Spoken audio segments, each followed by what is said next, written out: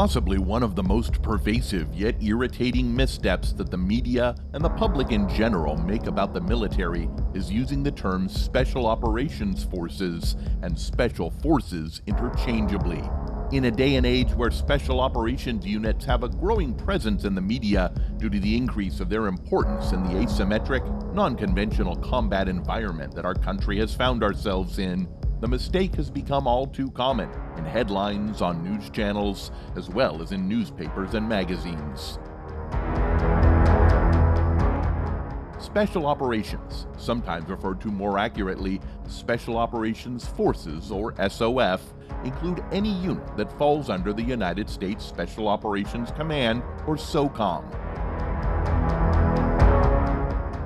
Naval Special Warfare, Air Force Special Operations Command, Army Special Operations Command, and Marine Special Operations Command are all included under this umbrella. I won't go further down the ladder and list every unit under these commands, but they cover everything from the 528th Sustainment Brigade and Civil Affairs to the SEAL Teams and Ranger Regiment.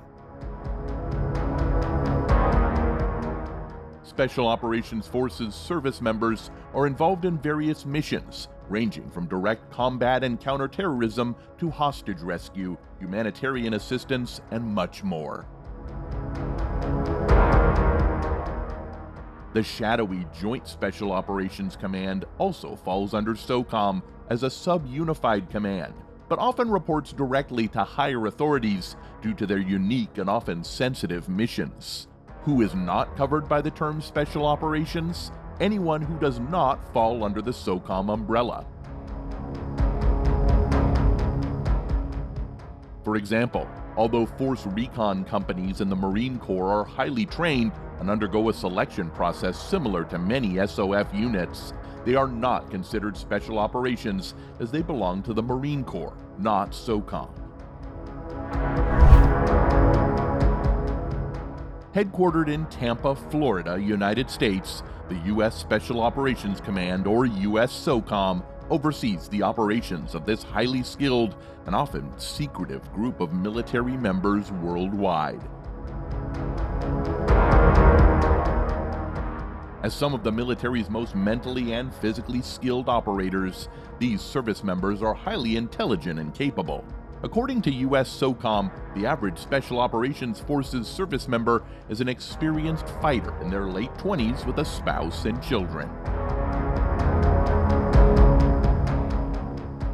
They are also likely to have a college degree, have received immense cultural and language training, have attended numerous advanced tactical schools, and enjoy problem-solving games like chess.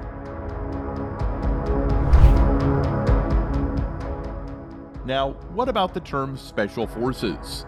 Special Forces, or SF, is not a generic term in the U.S. military and refers to a very specific unit. The 1st Special Forces Regiment falls under the command of the Army Special Operations Command and includes the 1st, 3rd, 5th, 7th, 10th, 19th, and 20th Special Forces groups.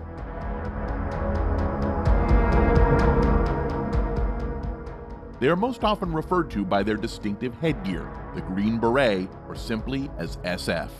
The Army's Special Forces are capable of a wide variety of missions, but were designed to be the premier experts on unconventional warfare and foreign internal defense. Army unconventional warfare units, like the modern-day Green Berets, have existed since World War II. However, in the Korean War, the first official Army Special Forces unit, the 10th Special Forces Group, was established in 1952.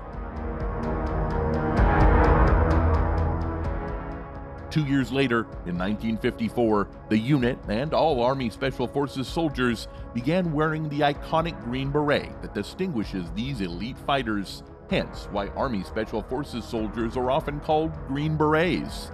Special Forces are also distinguishable by the Special Forces long tab on their camouflage uniforms. As an example of a classic unconventional warfare mission that happened in recent history, after the terror attacks of 9/11, small elements of the 5th Special Forces Group embedded with indigenous fighters from Afghanistan's Northern Alliance who led them into battle.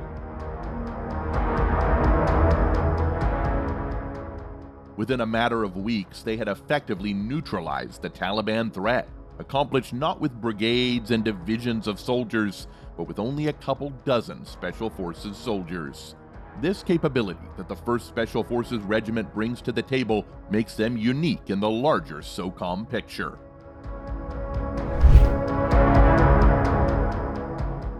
To summarize, Special Operations Forces is a generic term that you can use to refer to any Special Operations unit. Special Forces is the title of a very specific unit and is not a generic term for other units. If you need to know what unit did something, refer to them as SOF or Special Operations. If you know it was a unit from one of the 7 Special Forces groups, refer to them as Special Forces. Simple enough, right? The military is always looking for ways to improve warrior morale and build unit pride. And while there are a variety of ways to do this, it seems that an increasingly common method is to use morale patches.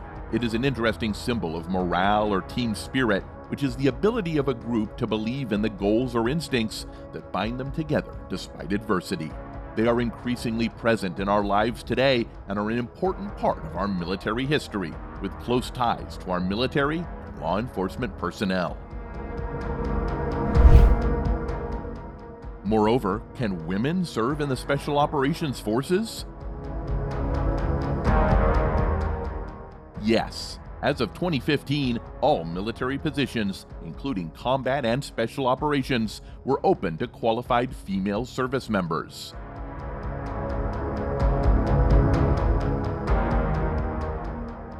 Notably, in 2020, a woman graduated from the U.S. Army John F. Kennedy Special Warfare Center and School, becoming the first official female Green Beret. Some of the first women also began training for Air Force Special Operations positions that same year.